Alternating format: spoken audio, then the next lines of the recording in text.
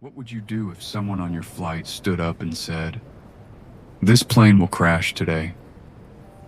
Everyone would think he is crazy, but on one flight, one passenger kept saying it again and again. And what happened next still confuses people today. It was a normal morning flight. The airport was busy. People were checking tickets, drinking coffee, and waiting to board. Among them was a quiet man named Robert. Robert looked normal. He carried a small bag. He walked slowly. Nothing about him seemed strange. When boarding started, everyone entered the plane. Robert took seat 18A near the window.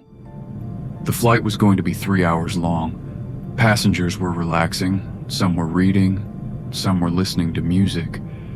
Then something strange happened. Robert suddenly stood up. He looked around the cabin and said in a calm voice, "This plane should not take off."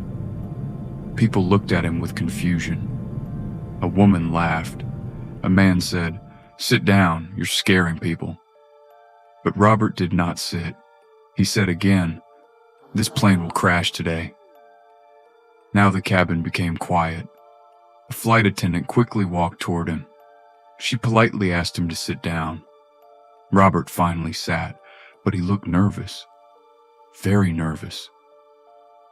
10 minutes later, the plane started moving toward the runway. Passengers fastened their seatbelts. Engines became louder, but Robert suddenly pressed the call button again. When the flight attendant arrived, he whispered something. She looked surprised. "What did you say?" she asked. Robert replied, "I just feel something is wrong. Please check the plane." The attendant smiled politely. "Sir, everything is checked already." But Robert still looked worried. Then something unexpected happened. Just before takeoff, a loud alarm sounded in the cockpit.